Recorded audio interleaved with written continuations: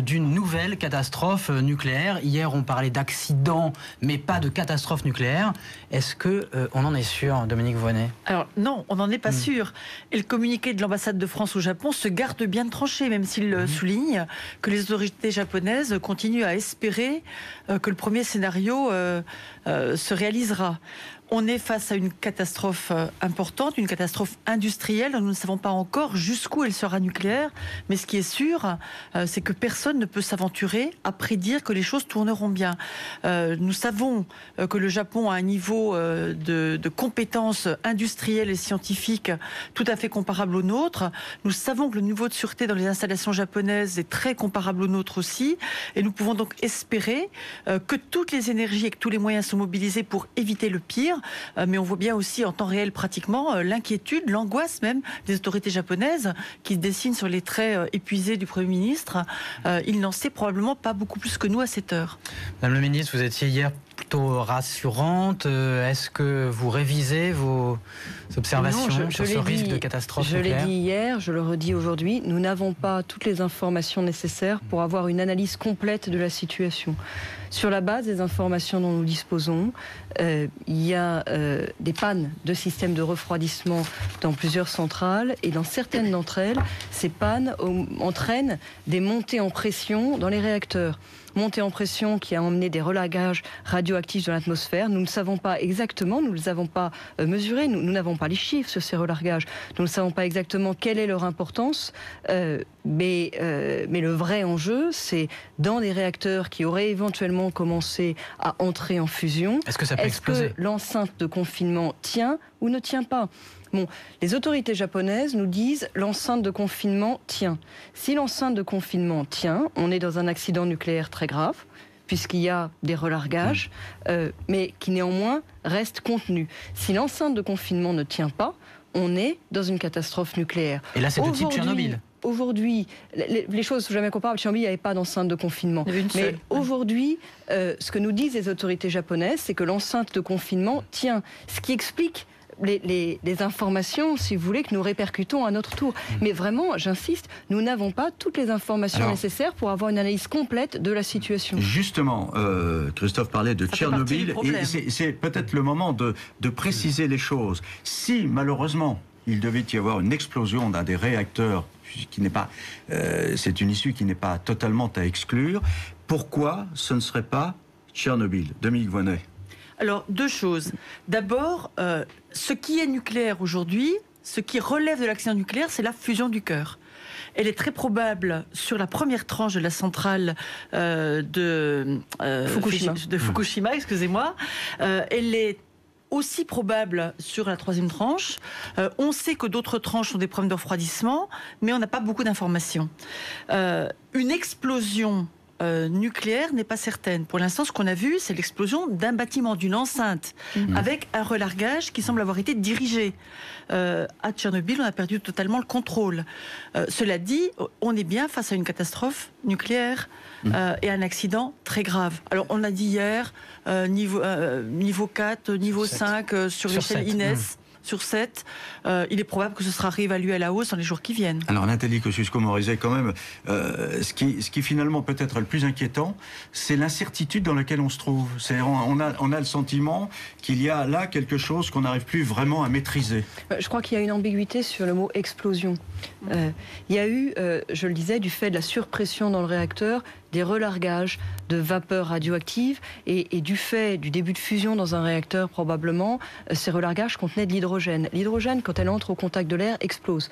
Donc l'explosion du réacteur numéro 1 s'est faite à l'extérieur du confinement, et donc il a fait exploser en vol le bardage qui était au-dessus, mais ce que disent les Japonais, c'est que le confinement lui-même n'a pas été touché. C'est ça qui est important. Donc quand on parle d'explosion sur le réacteur numéro 1, c'était bien une explosion extérieure en quelque sorte. Et le sujet aujourd'hui, c'est est-ce que le confinement lui-même saute ou pas? C'est ça l'enjeu. Donc il y a bien deux types d'explosions en fait dans les commentaires qui sont mis en avant.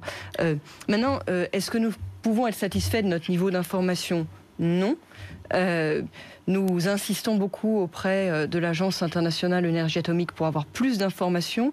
Nous tentons de développer tous les contacts bilatéraux aussi pour avoir plus d'informations. Ce soir, avec les membres de la sécurité civile qui partent, qu'on a vu dans votre reportage, il y a aussi quelqu'un de l'IRSN pour, aux côtés de l'ambassade de France et d'attachés nucléaires, essayer d'avoir plus d'informations. La culture japonaise sur ce sujet n'a pas enregistré les mêmes évolutions que les autorités de sûreté françaises. Et il faut bien voir que comment, si vous voulez les blâmer, ils sont probablement entièrement mobilisés sur la gestion de leur propre crise. Donc nous trouvons l'information insuffisante dans ce que nous voudrions. Non seulement ils ont un accident nucléaire, mais qu'ils ont eu un séisme et un tsunami. Hein, et il faut reconnaître que... Mais c'est une loi constante, que les catastrophes se cumulent. C'est ce qu'on a vécu par exemple fin 99 avec une tempête importante, avec dans la centrale du Blayais à la fois une inondation. Alors on va y venir justement. En fait, Tchernobyl c'était purement nucléaire. Moi je voudrais dire deux choses. La première, c'est qu'on nous a raconté comme depuis 15 ans que les autorités de sûreté des différents pays nucléarisés avaient mis en réseau toutes leurs informations, communiquaient, travaillaient ensemble, que leurs experts échangeaient en permanence, etc. Donc je suis un peu étonnée de savoir que effectivement on continue, comme on l'a fait avec Tchernobyl, à privilégier le blackout sur l'information plutôt que la coopération. Deuxièmement, moi ce que je constate quand même, c'est que la tentation de se replier sur soi, non pas de cacher les informations, mais de les garder en espérant ne pas avoir à divulguer de trop mauvaises nouvelles, perdure dans le monde du nucléaire, en France comme ailleurs, et on peut en donner de très nombreux exemples. Les accidents récents les plus préoccupants se sont déroulés en Europe. Ça a été le cas, par exemple, en Allemagne, peu de temps après Tchernobyl. Ça a été le cas en Suède, où on est passé très près d'une très grosse catastrophe. C'est toujours après coup qu'on a été informé effectivement de la dangerosité des choses. Je m'inscris en faux contre ça. Je sors d'une réunion à Matignon. Il y avait le patron de l'autorité de sûreté nucléaire, la présidente de l'IRSN, les différents opérateurs. On a échangé toute l'information qu'on avait. Elle est complètement transparente. C'est l'Institut de radioprotection sur la sûreté nucléaire. C'est notre expertise.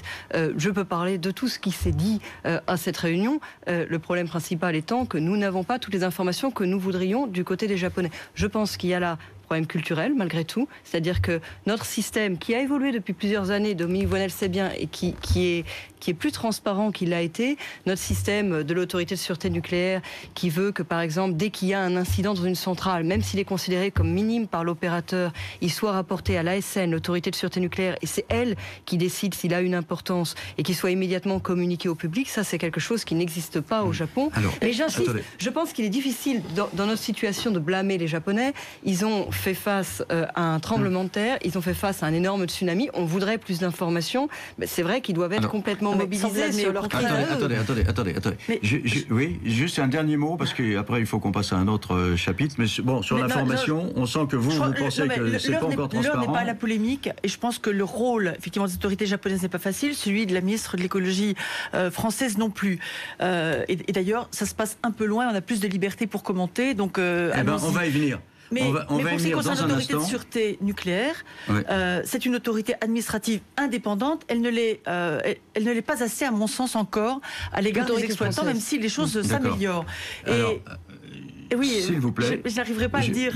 J'aurais fini déjà, monsieur Mazerolle. Mais vous avez dit quand même beaucoup de choses déjà. Bon, il y a une question qui s'adresse très directement à vous deux, parce qu'on a été voir un peu des personnes comme ça dans la rue. Alors voici une question qui vous est posée.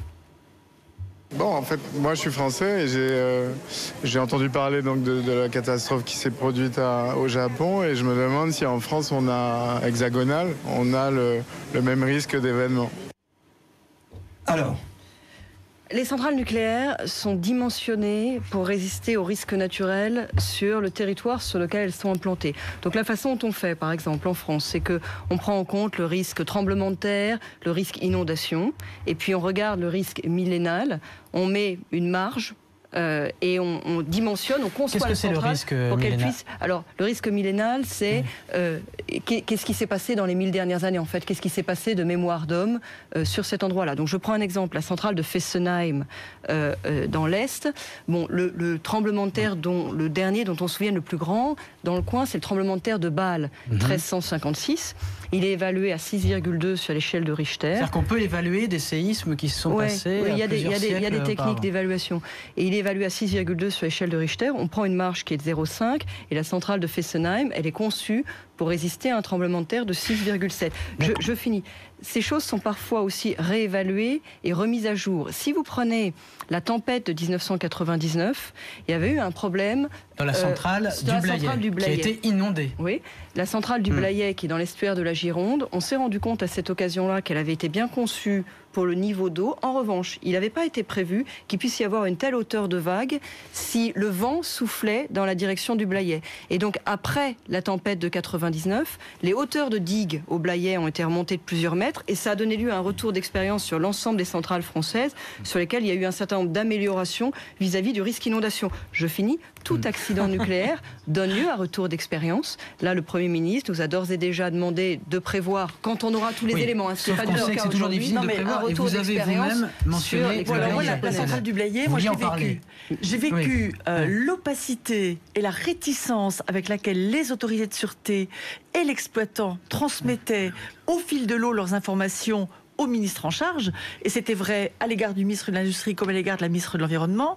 J'ai vécu aussi cette espèce d'angoisse à l'idée que les uns après les autres, les systèmes de sûreté du circuit de refroidissement ont été noyés. Ça, c'était quand même pas très confortable, parce qu'on nous dit on a doublé les systèmes, puis triplé les systèmes pour plus de sécurité. En vérité, ils sont tous tombés en panne en même temps.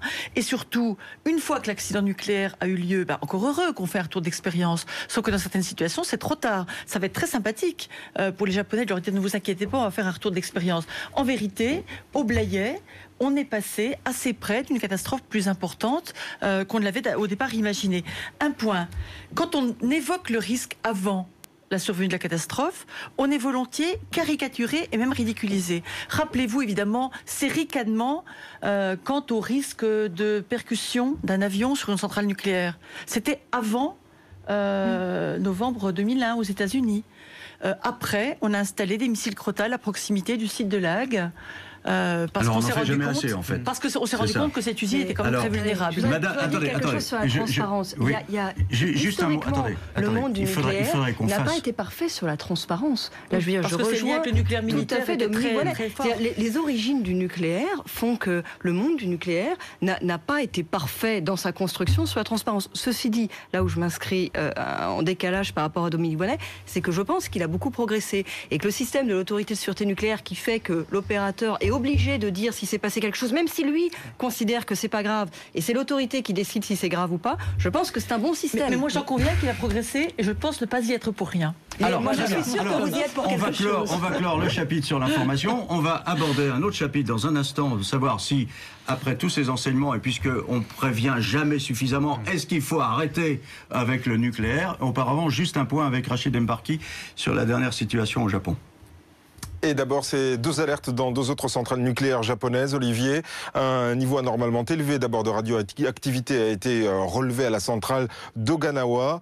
C'est ce qu'a révélé tout à l'heure l'Agence internationale de l'énergie atomique. Mais les autorités japonaises sur place assurent que les 3 réacteurs de cette centrale sont sous contrôle et que les radiations proviennent en fait de Fukushima qui se trouve à une douzaine de kilomètres. Et puis un problème également sur le système de refroidissement du réacteur numéro 2 de la centrale de Tokai qui cette fois est situé à 120 km au sud de Tokyo.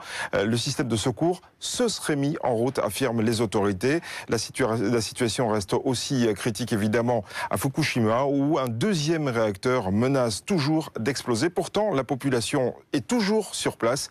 Écoutez ce qu'en dit le correspondant de l'agence France Presse à Fukushima. Bon, malgré tout ça, l'accident a eu lieu. Est-ce qu'il faut sortir du nucléaire ou du moins se poser la question? Moi, je le pense évidemment. Je le pense évidemment et depuis longtemps.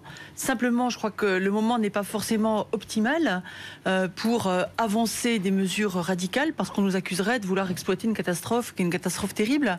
Mais une fois effectivement les leçons tirées de cet accident grave, il faudra revenir sur un débat qui n'a jamais été mené complètement en France. Quels sont les avantages et les inconvénients des différentes sources d'énergie? De quoi avons-nous besoin? C'est vrai que c'est un autre, c'est lié, c'est un autre débat. Est-ce qu'il faut sortir ou commencer à se poser la question? On voit que les Anglais se posent aujourd'hui la question. Le ministre de l'énergie britannique dit qu'il faut immédiatement tirer les enseignements. Les Allemands eux-mêmes y ont répondu. Ont répondu puisqu'il y a un moratoire. Que doit faire la France ? Le ministre de l'énergie britannique dit qu'il faut faire un retour d'expérience et éventuellement tirer des conclusions. Il n'est pas en train de dire. Retour d'expérience. Il n'est pas en train de dire qu'il veut sortir. Moi, je ne crois pas. Non, je n'ai pas dit ça. Les Allemands, il y a eu un débat là-dessus. Moi, je ne crois pas qu'il faille sortir du nucléaire. Je pense qu'il faut tout faire pour consommer le moins d'énergie possible. Et je partage là-dessus le point de vue de Dominique Voynet, parce que la meilleure énergie, c'est quand même celle qu'on ne se consomme pas. Mais je pense aussi qu'il faut tout faire pour décarboner notre énergie. Décarboner notre énergie, ça passe par des énergies renouvelables. Pour ce qu'on appelle la production de base, c'est quand même difficile avec les énergies renouvelables. De toute façon, en ce moment-là, dans les décennies qui viennent, c'est pas possible. Et donc le nucléaire est une bonne énergie. Ça ne veut pas dire qu'on peut pas perpétuellement améliorer la sûreté. Et c'est le sens, par exemple, d'avoir des retours d'expérience à chaque fois qu'il y a des accidents. Donc on ne sortira pas du nucléaire. La France, en tout cas, ne doit pas se poser cette question. Vous dites que parfois on accuse... On pourrait vous accuser de vous servir des catastrophes. C'est aussi parfois le moment de se poser des questions qu'on ne se pose pas quand il n'y a pas de catastrophe. Bien sûr, il faut se poser toutes les questions. Moi, je suis persuadée que ça reste une bonne énergie de base décarbonée. On ne peut pas tout faire avec des énergies renouvelables. Il faut consommer le moins d'énergie possible. Mais enfin, il y a un moment où on en consomme quand même. Vous voyez, autant je suis très très sévère, par exemple, en ce moment, sur les projets d'exploration de gaz de schiste. Je pense qu'il faut avoir une évaluation environnementale très forte, très stricte en amont. Le Premier ministre vient nous passer par lettre des instructions sur ce sujet et vraiment je les appelle de mes voeux et j'en suis très heureuse. Autant je pense que voilà, dans le panel des énergies, il faut pouvoir en choisir. Pour moi, l'électricité nucléaire bien maîtrisée reste une bonne énergie. On va parler des énergies de remplacement dans un instant, mais Dominique Voynet, vous êtes donc en faveur de la sortie du nucléaire, mais ça se passerait comment ? Ça se passerait en combinant effectivement la réduction massive des consommations qui sont aujourd'hui inutiles et qui correspondent à des gaspillages. Ça passerait par une utilisation optimale de chaque source d'énergie pour ce qu'elle sait faire de mieux. Et je pense notamment à une bonne combinaison des énergies fossiles et de celles qui ne le sont pas. Je souhaite qu'on commence en tout cas par ne pas prolonger de façon artificielle la durée de vie de centrales qui n'offrent pas toutes les garanties de sûreté. Je pense notamment à Fessenheim, qui est déjà une vieille centrale. Elle a plus de 30 ans, 33 ans aujourd'hui. On a vu que ce qui s'est passé au Japon, c'est passé dans une centrale qui avait déjà 40 ans d'âge. Ça serait étalé sur quelle durée? Au fur et à mesure que les centrales arrivent en fin de vie, on ne n'engage pas de nouvelles. Hein, moi qui suis un béotien, c'est-à-dire c'est en combien de temps? Sur une génération, sur 25 ans, sur 25 ans. Nathalie Kosciusko-Morizet, ça vous paraît réaliste? Est-ce que la France... C'est ce que font les Allemands, c'est ce que font les Suédois, c'est ce que font d'autres pays européens. Une énergie de remplacement comme ça sur 25 ans. Il faut être clair, Dominique Voynet, c'est bien d'ailleurs, les Allemands font des économies d'énergie, les Allemands développent des énergies renouvelables, les Allemands remplacent aussi une partie, projettent en tout cas de remplacer une partie des centrales nucléaires par de l'énergie fossile. Donc il y a un moment où il faut savoir ce qu'on veut. On ne peut pas remplacer toute l'énergie nucléaire par juste des économies d'énergie et des énergies renouvelables. Ça fonctionne pas. En France, on a aussi de l'hydroélectricité. Bon, on a atteint nos capacités en grosse hydroélectricité. Il y a des pays scandinaves qui réussissent à en faire plus que nous. Nous on aura du mal. Donc ça voudrait dire aller vers les énergies fossiles. Moi, il y a un moment où je dis il faut être cohérent. C'est-à-dire, on peut pas dire on veut pas le gaz de schiste, on veut pas l'énergie nucléaire, on veut pas. Et alors, comment on fait pour avoir une industrie? Est-ce que tout ça n'est pas motivé par le fait aussi que sur le plan économique, la France est très en pointe dans l'industrie nucléaire et que finalement, elle ne peut pas lâcher cette part de gâteau parce que c'est un des soutiens d'emploi très très important en France. Enfin, moi, je vais être très clair là-dessus. Ma responsabilité ministérielle, c'est la sûreté nucléaire et seulement la sûreté nucléaire. Et je n'irai jamais dire quelque chose qui me semblerait favorable à notre industrie nucléaire, à nos exports, etc., si je ne le croyais pas complètement cohérent avec la sûreté nucléaire. Je n'irai jamais raconter des salades si c'était pour des intérêts économiques et industriels ou futiles d'emploi. Non, mais il faut dire un peu la vérité quand même. Parce que toute la politique de la France est quand même soumise au fait qu'on essaie de vendre des centrales nucléaires à l'étranger. On est allé jusqu'à promettre à Mouammar Kadhafi de lui vendre une centrale nucléaire en juillet 2007 pour négocier la libération des intérimaires bulgares. On lui a promis et on a signé un accord de coopération avec lui sur ce terrain. Il y a eu un mémorandum d'entente sur la coopération dans le domaine des applications pacifiques du nucléaire. Exactement. Voilà. Et donc, moi, je m'inquiète beaucoup, d'une part, parce que on cherche à vendre des centrales nucléaires à des États qui n'offrent pas toutes les garanties de stabilité et de rigueur dans la conduite de l'ensemble du cycle nucléaire. Mais on a aussi, effectivement, tendance à surévaluer l'impact l'impact des emplois du secteur nucléaire, en négligeant le fait que si on investissait les mêmes sommes sur une politique efficace d'économie d'énergie et de développement des renouvelables, on aurait aussi de très nombreux emplois qui auraient l'avantage de ne pas être délocalisables et de rester ici. Dominique Voynet, si on doit être réaliste, c'est 80% de l'électricité produite en France, c'est 80% viennent du nucléaire. Oui. Donc est-ce que c'est réalisable, tout simplement? Est-ce qu'on n'est pas prisonnier finalement de ces options de développement, d'autonomie énergétique via le nucléaire? C'est 80% aujourd'hui. Quand on regarde dans le détail, on se rend compte qu'en dépit de cette très large part du nucléaire dans le secteur de la production d'électricité, on n'a pas une consommation de pétrole inférieure par tête à celle des Allemands. C'est quand même préoccupant. Ça veut dire qu'en gros, on est plus goulu en énergie que les Allemands, que notre système est globalement moins efficace. Alors, je ne dis pas que ce sera facile. Je ne dis pas que ce sera facile, mais il y a quand même de grands États développés qui n'ont pas recours au nucléaire, qui consomment sans doute plus d'énergie fossile, qui posent d'autres problèmes, Certaines sont très préoccupantes. Les vieux bitumes d'Europe centrale, c'est peut-être pas terrible. Le gaz bien utilisé dans des centrales à cycle combiné, pourquoi pas? Je pense qu'on doit investir et chercher encore sur ce terrain-là. Le gaz bien utilisé dans les centrales à cycle combiné, ça reste une énergie fossile. Oui, bien sûr. Et on a aussi une industrie. Un des derniers avantages compétitifs de notre industrie, c'est une électricité moins chère, vous le citiez, que les Allemands. Donc, autant je trouve qu'on ne met pas en face d'enjeux de sûreté nucléaire des enjeux en termes économiques et des enjeux en termes d'emploi. En revanche, le prix de l'énergie, ça a une importance en matière économique et en matière d'emploi. Et sur quoi peut-on mettre le paquet pour espérer diminuer cette part du nucléaire dans la production d'énergie en France? Ce sur quoi il faut mettre le paquet, c'est l'énergie gaspillée. Par exemple, c'est ce qu'on fait dans le cadre du Grenelle de l'environnement, l'isolation des logements, l'orientation de la construction vers des logements toujours plus économes. Les promoteurs sont en train d'anticiper les règles du Grenelle de l'environnement. La plupart des permis de construire déposés en ce moment sont déjà en bâtiments basse consommation. Et c'est bien parce qu'on construit pour des décennies, donc il y a intérêt à anticiper. La construction de véhicules toujours moins consommateurs d'énergie et le switch, enfin l'évolution la plus rapide possible vers le véhicule électrique, le développement du transport collectif, une économie qui soit moins énergivore. Ça, c'est un vrai enjeu. Maintenant, même moins énergivore, une économie, elle a toujours besoin d'énergie. Et l'énergie, moi je le maintiens, ça peut pas être comme ça du jour au lendemain. Tiens, on arrête le nucléaire et on passe sur les énergies renouvelables. L'impression que j'en ai quand même...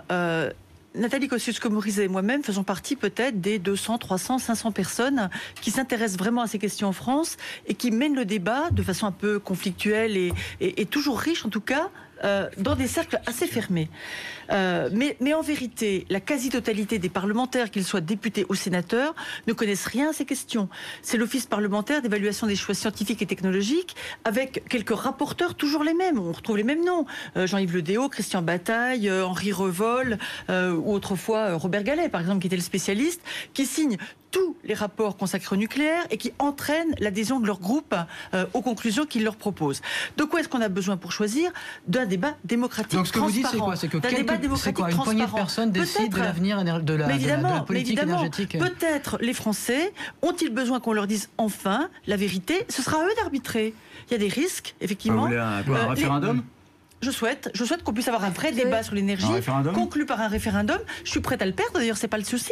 Simplement, je me dis que les Japonais, maintenant, pendant des années, la question de leur compétitivité économique, elle va se poser d'une façon radicalement différente. C'est pas seulement sur le nucléaire. Mais quand même, c'est une catastrophe majeure. Sur le nucléaire. Est-ce que la société française veut prendre ce risque? C'est aux Français à le dire. Il y a eu un grand débat sur l'énergie. Je m'en souviens, j'ai été députée, je crois que c'était 2005, quelque chose comme ça, ou 2004, Dominique Voynet doit s'en souvenir. Il y a déjà eu un grand débat sur l'énergie avec, comme on fait, vous savez, des débats décentralisés, le grand débat sur Internet, la possibilité. Ça a existé.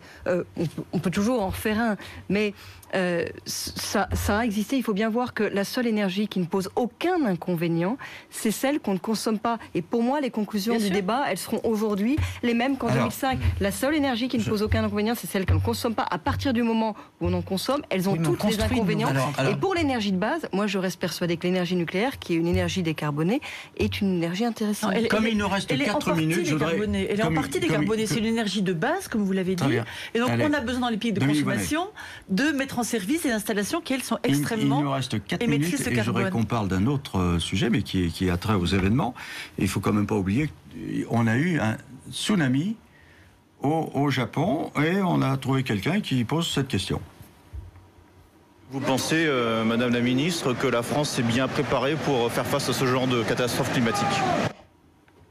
Alors, sur les tsunamis, on a un centre d'alerte qui est à la direction des applications militaires du commissariat à l'énergie atomique à Bruyères-le-Châtel et qui est en train de monter en puissance, qui sera complètement opérationnel à partir de tout début 2012 sur l'alerte au tsunami en Méditerranée et en Atlantique Nord-Est. Ceci dit, le risque est bien moindre que dans le Pacifique. Mais on a eu Xintia quand même. Alors c'est pas un tsunami, mais enfin oui, bon. c'est pas du tout la même chose. Oui, mais enfin bon, voilà. Non, le risque est pas moindre que dans le Pacifique. Notre risque sismique majeur de tsunami, il est aux Antilles. Oui, il est aux Antilles. Et aux Antilles, on n'a pas du tout le même système énergétique. De mémoire, depuis le XVIIe siècle, les tsunamis recensés se sont passés à plus de 60% dans l'océan Pacifique. Donc le risque de tsunami en France n'est pas le premier risque. Le risque sismique, il existe, il est calculé en France, mais c'est vrai que sur l'ensemble des territoires français, c'est aux Antilles qu'il est vraiment sérieux. En France, il est plus modeste. Comme je le disais, il est pris en compte dans le dimensionnement des centrales à l'origine. Quand même, je trouve que la ministre de l'écologie devrait hausser le ton à l'égard du CEA, qui ne respecte aucune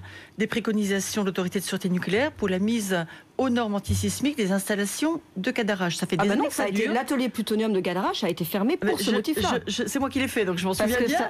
À cause des normes sismiques. Sauf que le débat continue, puisque d'autres ateliers devraient être mis aux normes, ils ne le sont pas à Cadarache. Moi, j'ai obtenu la fermeture de Phoenix, j'en suis ravie, et de l'atelier plutonium. Phoenix, c'était pas un motif sismique. Voilà. L'atelier plutonium de Cadarache, il a été fermé sur un motif sismique, et tout ce qui ne peut pas être mis aux normes sur des normes sismiques doit être fermé. Moi, je suis très claire là-dessus. On prend le risque millénal, on rajoute une marge, et si on ne peut pas mettre aux normes, si on ne peut pas se prémunir contre ce risque-là, on ferme. Alors, André-Claude Lacoste a demandé au CEA de faire enfin les travaux promis, donc vous devriez regarder de très près, c'est pas fait encore. Là, on parle de menaces sismiques, mais si on reparle un instant de ce qui s'est passé du Blayais, c'était l'ouragan, les tempêtes de fin 99, passage à l'an 2000. Il y a eu une inondation quand même dans cette centrale, beaucoup de gens s'inquiètent aussi sur cette centrale. Il y a des choses plus ridicules. Oui. Vous savez qu'à la centrale de Civaux, à la fin donc, des années 90, je ne sais plus, ça devait être 99 ou 2000, on a eu une prolifération d'amibes dans le circuit de refroidissement qui a conduit à un blocage des canalisations. Qui avait pensé aux amibes? C'est de l'eau chaude. Alors justement, on peut pas, et la nature est souvent plus inventive que l'homme. Comment faire, Madame le Ministre, pour nous rassurer sur cette protection, sur cette sécurisation des sites? Si les amibes attaquent maintenant, c'est très très inquiétant. Non mais sérieusement. D'abord, la première assurance, j'insiste, c'est la transparence totale. Je veux le redire aux téléspectateurs, on a l'impression, ils ont l'impression peut-être qu'ils n'ont pas beaucoup d'informations, ils ont toutes les informations que nous avons en provenance du Japon. Et notre première mobilisation aujourd'hui, c'est de comprendre la crise du Japon. C'est aussi notre réseau de vigilance et d'alerte, y compris par rapport à nos territoires d'outre-mer, parce qu'on a des territoires d'outre-mer dans le Pacifique et ailleurs. Donc c'est là aujourd'hui notre première priorité. Maintenant pour le reste, je le dis, chaque accident donne lieu à retour d'expérience. Là aussi les choses sont très transparentes. Je vous ai donné les chiffres sur lesquels par exemple était dimensionné du point de vue du risque sismique la centrale de Fessenheim. Sur la centrale du Blayais, il y a eu une inondation qui a montré que ça n'était pas suffisant. Ça a été mis aux normes. C'est perpétuellement amélioré et de manière très transparente. Je pense que c'est la meilleure des garanties dans un système démocratique. Des coûts extravagants, une sûreté qui ne sera jamais parfaite. Je crois vraiment que la société doit s'en emparer et réaffirmer sa volonté de réduire la place du nucléaire au fil du temps. Merci mesdames, merci Nathalie Kosciusko-Morizet, merci Dominique Voynet.